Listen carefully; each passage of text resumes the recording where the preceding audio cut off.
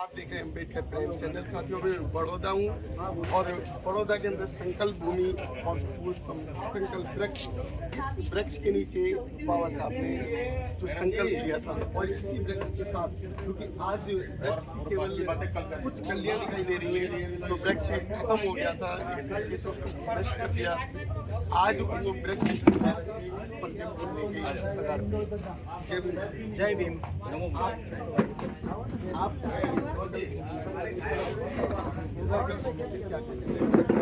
मैं संकल्प भूमि पर आने वाले डॉक्टर बाबा साहब अम्बेडकर के जो समर्थक है उनसे यही कहना चाहता हूं कि सालाना सिर्फ 14 अप्रैल या बुद्ध पूर्णिमा को या 23 सितंबर को यहाँ पे हाथ तोड़ा करके फोटो खिंचवा के सोशल मीडिया में रख दिया, उनसे कोई फायदा होने वाला नहीं है।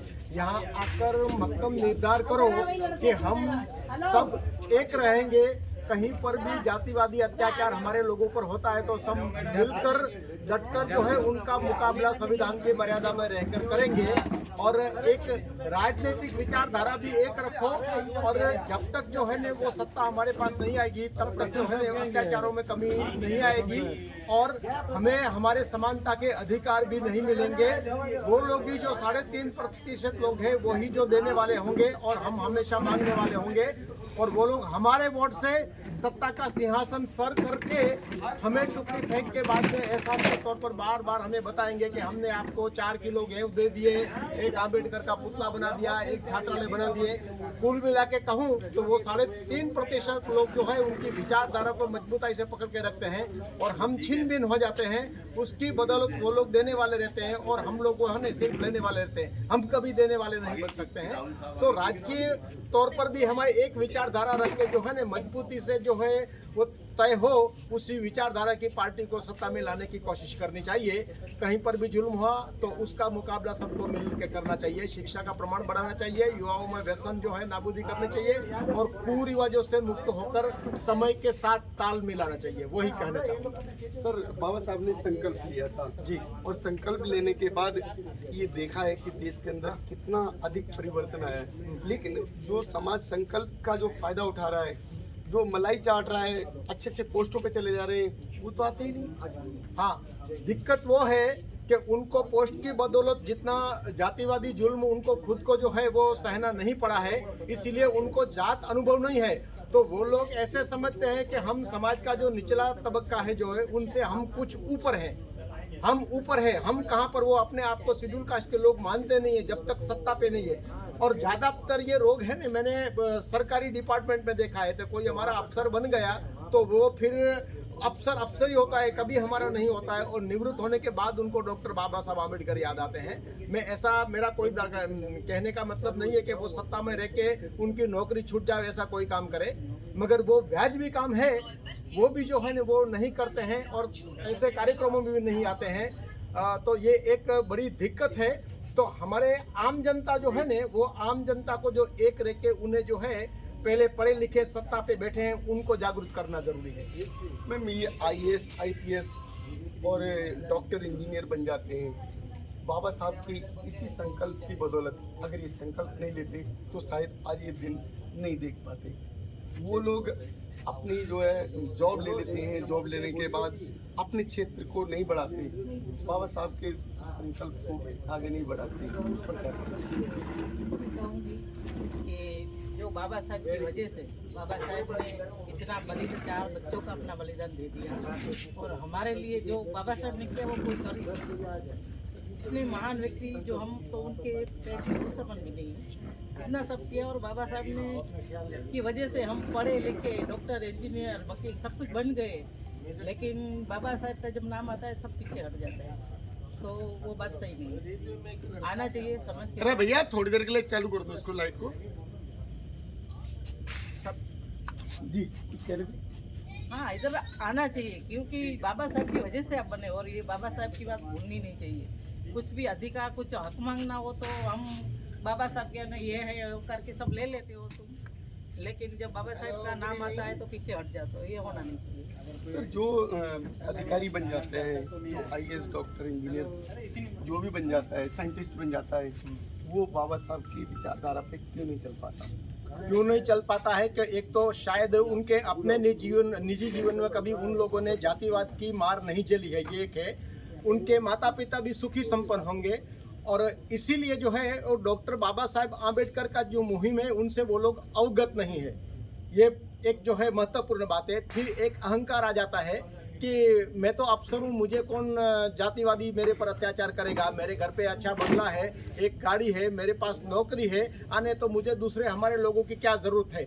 ये एक प्रकार का जो अहम उनके अंदर घुस जाता है ना, वो समाज के वो तबक्का जो जातिवाद की मार झेल रहा है उनसे अपनेपन की भावना से उन्हें दूर कर देते हैं।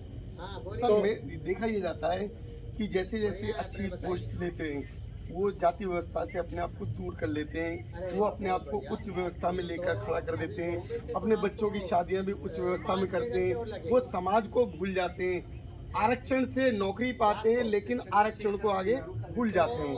हाँ, सही बात है। आरक्षण को जो है नौकरी पाते हैं भूल जाते हैं, क्योंकि जब वो जन्मे ने परिवार में तब से उनको गढ़थूथी में से, हमारे गुजराती में उसे गढ़थूथी में क्या कहते हैं, एक ऐसी मानसिकता उनमें भरी जाती है कि ये जब जो कुछ भी सफलता जीवन में मिलती है कि समझो पढ़े लिखे अच्छे मार्क्स आ गए हैं, आप डॉक्टर बन गए, इंजीनियर बन गए, अफसर बन गए, तो वो जो है ना भगवान की कृपा और मेहरबानी से।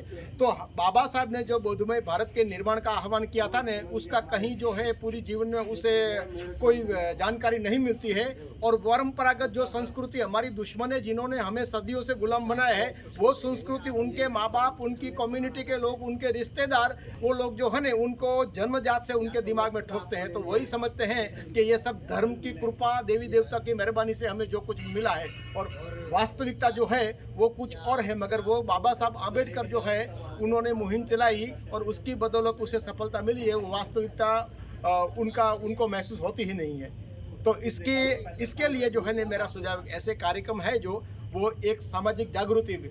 मैं भी कभी न कभी ये वास्तविकता पढ़ा लिखा हूँ, LLB की है, मेरे जीवन में पहले से डॉक्टर बाबा साहब आम्बेडकर थे, मगर जो आक्रामक बना हूँ ने, जैसे सामाजिक कार्यक्रम में गए, संगठनों में गए, 14 अप्रैल के बौद्ध जयंती के विदेश में भी हम लोग गए हैं, और तब से जो है ना मैं आक्रामक बाबा साहब आम्बेडकर का फॉलोअर जो बना हूँ। तो उनके जीवन में भी जो है वो जितने लोग हैं उनको थोड़े थोड़े ऐसे कार्यक्रम में इन्वाइट करना चाहिए और अपना सच्चा इतिहास बनाना है। मुसीबत वो है कि वो अपना इतिहास नहीं जानते हैं।